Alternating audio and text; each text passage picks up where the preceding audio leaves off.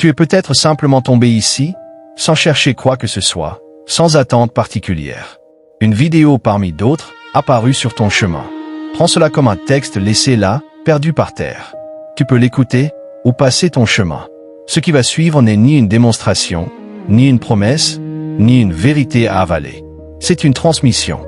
Une manière différente de regarder certaines réalités humaines, souvent traversées sans être réellement observées. Mais attention, avant de continuer, si tu ne l'as pas encore fait, prends la peine de t'abonner. Ce contenu pouvait ne jamais tomber sur ton chemin. D'autres personnes ne le rencontreront jamais. Mais toi, tu viens peut-être de croiser quelque chose de différent et tu es sur le point d'entendre une nouvelle vérité. Reste connecté jusqu'au bout. Tu trouveras peut-être plus qu'une simple clé, un repère, dans ce monde qui ressemble parfois à un labyrinthe. Mais tout dépendra de la considération que tu en feras et surtout de la manière dont tu choisiras de l'appliquer à ta vie. Car peu importe la qualité ou la puissance d'une technique, tant qu'elle n'est pas appliquée, elle ne produit aucun résultat. Alors sois attentif. Nous commençons. Maîtrise ton énergie sexuelle et transforme ta vie. Et si je te disais que l'un des actes les plus intimes et les plus communs de l'être humain, loin d'être un simple soulagement physique, cache en réalité une clé secrète capable d'ouvrir des portails de puissance, de sagesse et d'épanouissement que peu de gens peuvent imaginer. Et si tu découvrais qu'une énergie que tant de personnes gaspillent quotidiennement pourrait, si elle est maîtrisée avec conscience, devenir la source la plus puissante de vitalité, de clarté mentale et de magnétisme personnel. Depuis des temps immémoriaux, les grandes traditions ésotériques et alchimiques considèrent l'énergie sexuelle comme l'élixir le plus puissant de l'existence. Elle n'est pas seulement la force qui donne naissance à la vie biologique, elle est aussi le carburant qui construit les organes, renouvelle le cerveau et soutient le flux de vitalité dans chaque cellule du corps. Les sages taoïstes le savaient parfaitement. Qui maîtrise sa semence, maîtrise son destin. Dans notre société moderne, la masturbation a été banalisée, réduite à un acte automatique, souvent compulsif, vide de conscience et de sens. Mais ce que personne ne te dit, c'est qu'il existe une manière sacrée et alchimique de se masturber, non pas pour se décharger, mais pour cultiver, raffiner et réintégrer cette énergie dans le corps et l'esprit, générant une expansion qui touche toutes les sphères de la vie. Ce savoir a été précieusement gardé par les maîtres taoïstes et les pratiquants des arts internes comme Mantak Chia, ainsi que par les gardiens du Qigong sexuel. Ils enseignaient que la clé ne réside ni dans la répression, ni dans l'abandon de l'énergie sexuelle, mais dans l'apprentissage de son contrôle, de sa transformation et de sa redirection. Car celui qui parvient à dominer ce courant vital accède à une source inépuisable de pouvoir personnel, de rajeunissement physique, de lucidité mentale, de magnétisme social, d'intuition affinée et même de prospérité matérielle. Ce que tu vas découvrir maintenant faisait partie, autrefois, des secrets réservés aux initiés. Nous explorons comment les civilisations anciennes concevaient la masturbation consciente.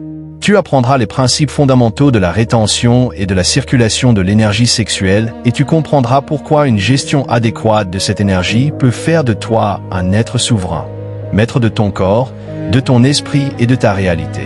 Prépare-toi à plonger dans l'un des secrets les mieux gardés de l'ésotérisme pratique. Car lorsque tu sais manipuler l'énergie qui donne la vie, tu peux créer n'importe quelle réalité. Ce n'est pas une exagération, c'est de la biologie sacrée, de l'alchimie intérieure, du pouvoir pur qui attend d'être éveillé. Ce que tu es sur le point d'apprendre n'est pas une simple technique de plus. C'est une voie de transformation totale, où le plaisir devient pouvoir, où l'impulsion se transmute en clarté et où le physique s'élève vers le spirituel. Bienvenue dans l'art perdu de la maîtrise sexuelle. Le voyage vers ta souveraineté énergétique commence maintenant.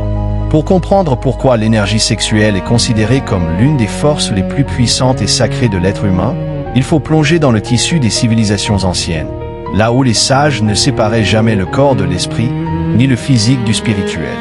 Dans ces cultures, la gestion de l'énergie sexuelle était vue comme un art alchimique, une science sacrée, capable de transformer radicalement la vie de celui ou celle qui la cultivait avec discipline et conscience.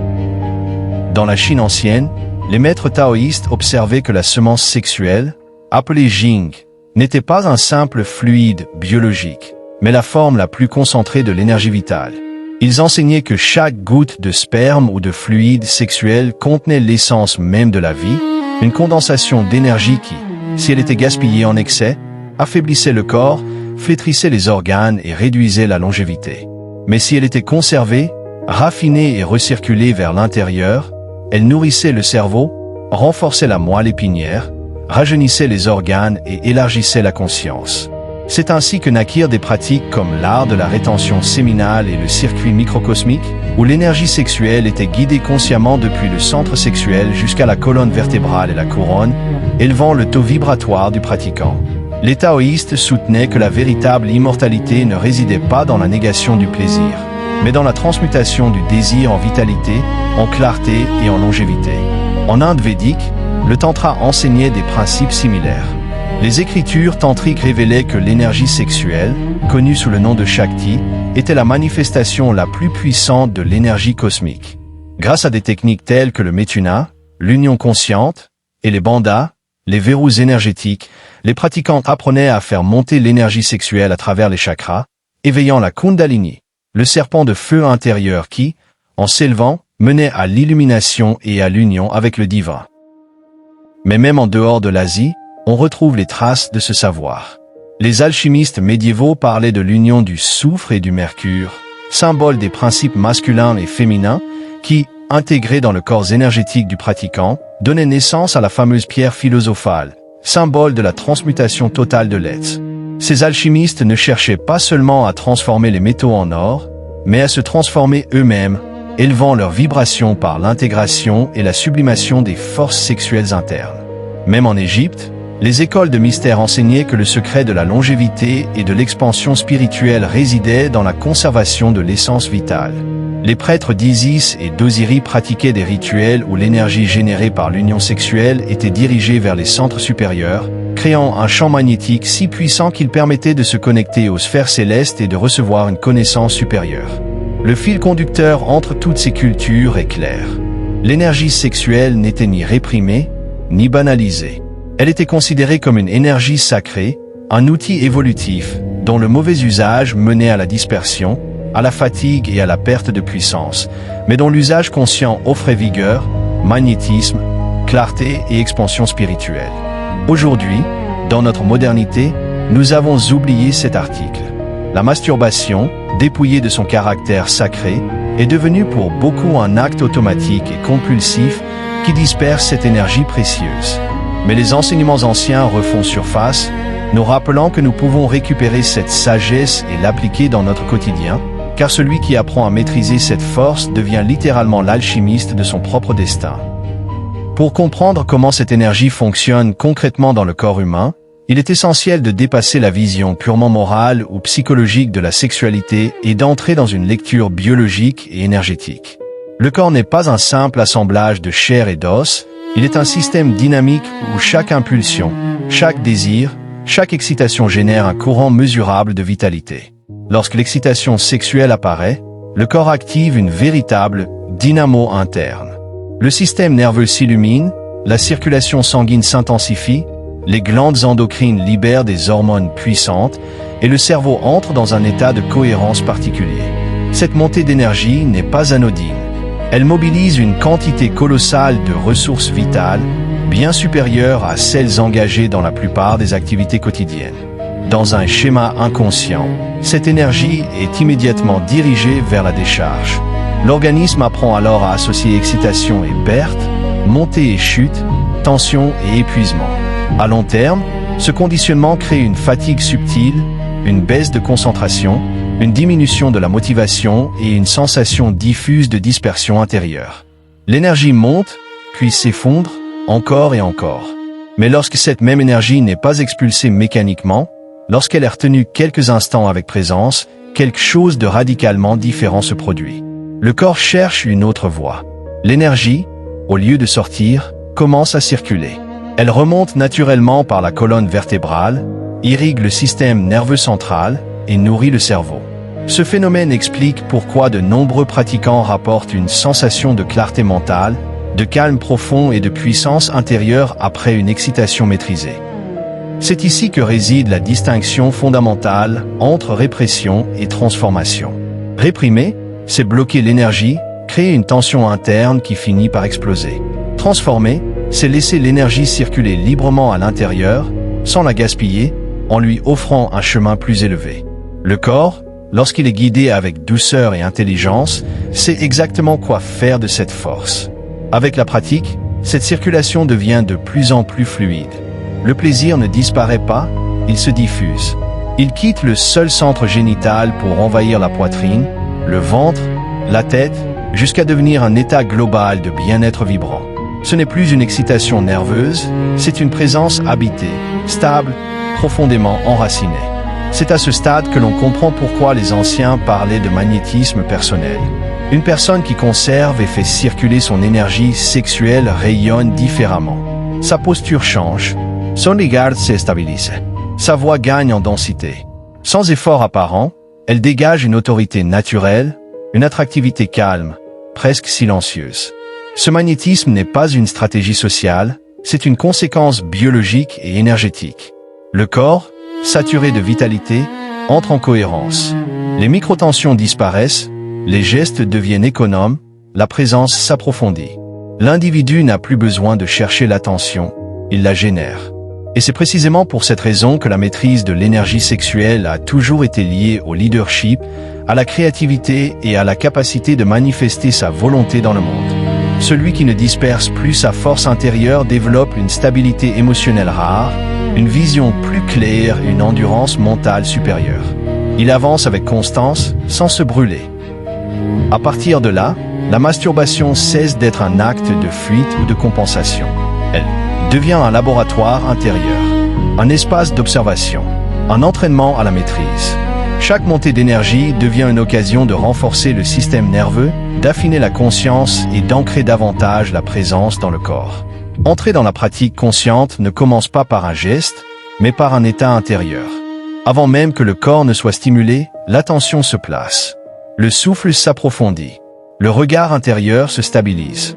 Il ne s'agit pas de chercher une performance, ni d'atteindre un résultat, mais de créer un espace de présence où chaque sensation peut être perçue sans précipitation.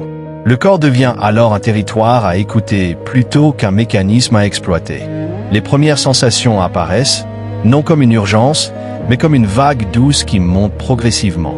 À ce stade, rien n'est forcé. La lenteur n'est pas une contrainte, c'est une clé. Plus la tension est stable, plus l'énergie se structure naturellement. Lorsque l'excitation augmente, le réflexe ancien cherche à reprendre le contrôle. Le corps a été conditionné à aller vite, à conclure, à libérer. C'est ici que la conscience intervient. Non pour lutter, mais pour orienter. Le souffle accompagne la montée, s'allonge légèrement, s'ancre dans le ventre, puis dans la poitrine. L'énergie commence à se déplacer. Ce déplacement n'est pas imaginaire. Il est ressenti comme une chaleur, une vibration, parfois comme une pression subtile qui remonte le long de la colonne. Le corps apprend, par l'expérience directe, qu'il existe une alternative à la décharge. Plus cette alternative est répétée, plus elle devient naturelle. Progressivement, un changement profond s'opère. L'excitation cesse d'être localisée. Elle devient diffuse. Le mental se calme au lieu de s'emballer. La sensation de manque disparaît, remplacée par une plénitude stable. Ce n'est plus un besoin de libération, c'est un état de présence intensifié. À ce moment précis, quelque chose se réorganise dans le système nerveux. Le corps comprend qu'il peut contenir plus d'énergie sans tension. La confiance intérieure s'installe. Une forme de souveraineté silencieuse émerge, non pas comme une domination, mais comme une maîtrise paisible. Avec le temps, cette pratique transforme la relation au désir lui-même. Le désir n'est plus perçu comme une force qui pousse, mais comme une énergie qui informe. Il devient un signal, une matière première, utilisable consciemment. Cela change la façon de marcher, de parler, de regarder, de créer, de décider. L'individu cesse de se disperser. Il se rassemble. L'énergie autrefois perdue devient disponible pour l'action, la vision, la construction. Les journées gagnent en densité. La fatigue diminue. La clarté augmente. Ce qui semblait auparavant demander un effort devient plus fluide, plus direct. C'est ainsi que la pratique intime déborde naturellement dans la vie quotidienne. La maîtrise ne reste pas confinée à un moment isolé. Elle s'exprime dans la patience, dans la stabilité émotionnelle, dans la capacité à rester centré même sous pression. Le corps devient un allié. L'esprit, un instrument précis. Et peu à peu, sans proclamation, sans démonstration, une transformation profonde s'installe. Non spectaculaire, mais durable. Non bruyante, mais perceptible. Une présence qui ne cherche plus à prouver, parce qu'elle est simplement là. Lorsque cette pratique s'inscrit dans la durée, ses effets cessent d'être ponctuels. Ils deviennent cumulatifs. Le corps, exposé régulièrement à une énergie plus élevée qui ne disperse plus, s'adapte. Le système nerveux se renforce. Les circuits internes gagnent en stabilité. Ce qui demandait autrefois une attention constante devient progressivement intégré. L'énergie circule avec moins d'efforts. Le calme apparaît plus vite. La présence s'installe plus profondément. Il n'est plus nécessaire de contrôler chaque instant, car le corps a appris une nouvelle norme. Une norme où l'excitation ne mène plus automatiquement à la perte, mais à l'élévation interne. C'est à ce stade que beaucoup réalisent que la véritable transformation ne concerne pas uniquement la sexualité. Elle touche la manière de gérer les impulsions, les émotions, les réactions. La même énergie qui, autrefois, se dissipait dans l'instant, devient disponible face aux défis, aux tensions, aux choix importants. Une retenue naturelle se développe, non comme une rigidité, mais comme une solidité intérieure. Cette solidité se manifeste dans la constance. Les hauts et les bas s'atténuent. Les décisions deviennent plus claires. L'esprit s'embrouille moins vite. Il y a moins de fuite mentale, moins de dispersion. L'individu commence à ressentir une continuité intérieure, une sensation d'être le même, quelles que soient les circonstances. Dans les relations, ce changement est perceptible. La présence devient plus dense, plus ancrée. L'écoute s'approfondit. Le regard ne cherche plus à prendre, mais à rencontrer. Le désir n'est plus chargé d'attente ou de manque. Il circule librement, sans tension, sans urgence. Cette qualité transforme naturellement la manière d'entrer en lien. Sur le plan créatif, l'effet est tout aussi marqué. L'énergie autrefois dissipée alimente désormais l'expression, la réflexion, la construction. Les idées se forment avec plus de cohérence. L'endurance mentale augmente. Les projets avancent avec régularité. Il y a moins d'élan suivi d'abandon, plus de progression continue. Peu à peu, une compréhension silencieuse s'installe. La maîtrise de l'énergie sexuelle n'est pas une technique isolée, mais une école de souveraineté. Elle enseigne comment rester présent face à l'intensité, comment contenir sans contracter, comment avancer sans se brûler. Ce qui est appris dans l'intime se reflète dans chaque domaine de la vie. À ce niveau, la pratique n'est plus perçue comme quelque chose que l'on fait. Elle devient quelque chose que l'on est. Une manière d'habiter son corps. Une façon de laisser l'énergie circuler sans la gaspiller, sans la craindre, sans la forcer. Le corps et l'esprit cessent de fonctionner en opposition. Ils coopèrent. Et c'est précisément cette coopération qui ouvre la voie à une transformation durable. Non spectaculaire, non instantanée, mais profondément enracinée. Une transformation qui ne dépend plus de la volonté, mais d'un équilibre intérieur retrouvé. À mesure que cet équilibre s'installe, une chose devient évidente. La puissance ne vient pas de l'intensité ponctuelle, mais de la continuité. Ce n'est pas l'excitation maximale qui transforme, c'est la capacité à rester présent à l'énergie, encore et encore, sans la perdre, sans la forcer, sans la craindre. Le corps apprend alors une forme de confiance profonde. Il n'est plus en lutte avec ses impulsions. Il les accueille, les canalise, les redistribue. Cette confiance modifie subtilement la relation à soi. Il y a moins de tensions intérieures, moins de conflits invisibles. L'énergie circule comme un courant stable, soutenant chaque action sans agitation. C'est dans cette stabilité que la véritable liberté apparaît. Non pas la liberté de faire tout ce qui passe par l'esprit, mais la liberté de ne plus être gouverné par des réflexes inconscients. Les choix deviennent plus clairs, les gestes plus justes. L'attention cesse d'être fragmentée. Elle se rassemble naturellement. À ce stade, la pratique n'est plus perçue comme un effort personnel.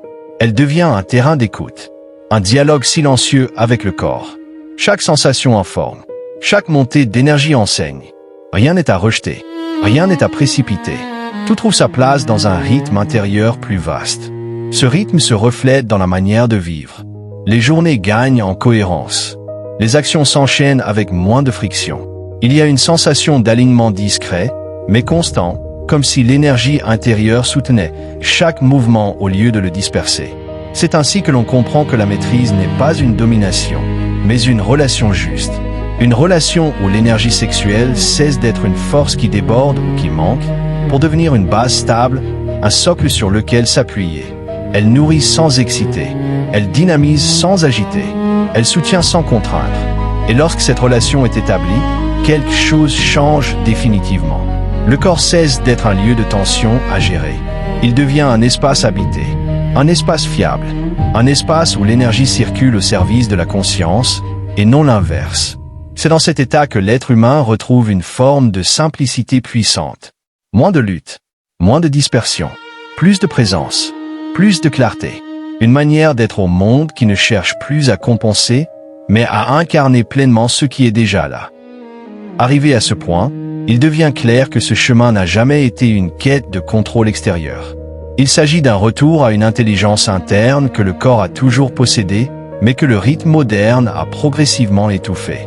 En réapprenant à écouter, à contenir, à faire circuler, l'être humain se réaccorde à une logique plus profonde, plus lente, mais infiniment plus stable. Ce qui se transforme alors n'est pas seulement la manière de gérer l'énergie, mais la perception même de soi. Il n'y a plus cette sensation diffuse de fuite intérieure, ni ce besoin constant de compenser par des stimulations externes.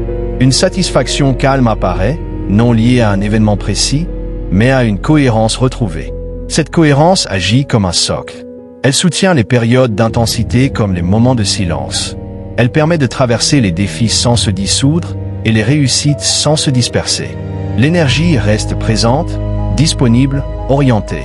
Elle n'exige plus d'être libérée pour exister. C'est là que la transformation devient silencieusement irréversible. Non parce qu'un effort est maintenu, mais parce qu'un équilibre a été intégré. Le corps sait désormais ce qu'il peut contenir. L'esprit sait qu'il peut rester présent sans s'agiter.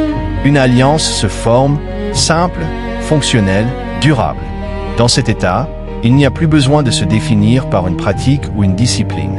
Ce qui a été appris s'exprime naturellement dans la façon de respirer, de se mouvoir, de répondre au monde. L'énergie sexuelle, autrefois perçue comme un problème à gérer ou une pulsion à satisfaire, devient une force de fond, stable, nourrissante. Et c'est précisément cette force de fond qui permet à l'individu de se tenir droit dans sa vie, de créer sans s'épuiser, d'aimer sans se perdre, d'avancer sans se brûler, non par volonté, mais par justesse intérieure. Ainsi, ce chemin ne promet rien de spectaculaire. Il offre mieux, une continuité, une densité, une présence qui ne dépend plus des circonstances, mais d'un accord profond entre le corps, l'énergie et la conscience. À mesure que cette continuité s'installe, quelque chose d'essentiel devient perceptible, le temps intérieur ralentit. Non pas le temps extérieur, celui des obligations et des rythmes imposés, mais ce temps plus subtil à partir duquel les décisions justes émergent. L'individu n'agit plus par réaction, mais par réponse. Une réponse mesurée, enracinée, presque évidente. Cette lenteur n'est pas une perte d'élan, elle est une précision. Chaque action part d'un centre plus profond, là où l'énergie n'est plus fragmentée. C'est ce qui explique pourquoi, paradoxalement, moins d'efforts produisent plus d'effets. Le geste est simple, mais il est plein. La parole est calme, mais elle porte. Progressivement, cette maîtrise intérieure déborde sur tous les domaines de la vie. Les relations changent de texture. Elles deviennent moins chargées d'attente, moins teintées de manque. La présence suffit souvent à créer le lien. Le regard devient plus stable, l'écoute plus réelle, et cette qualité silencieuse est immédiatement perçue par les autres. Sur le plan créatif, la différence est tout aussi nette. Les idées ne surgissent plus dans la tension ou l'urgence. Elles montent naturellement, comme si un courant continu alimentait l'imagination. Il n'y a plus cette alternance brutale entre excitation et épuisement. La créativité devient un état, non un pic. C'est ici que l'on comprend que la véritable puissance n'est pas explosive. Elle est soutenue. Elle ne cherche pas à impressionner, elle s'exprime.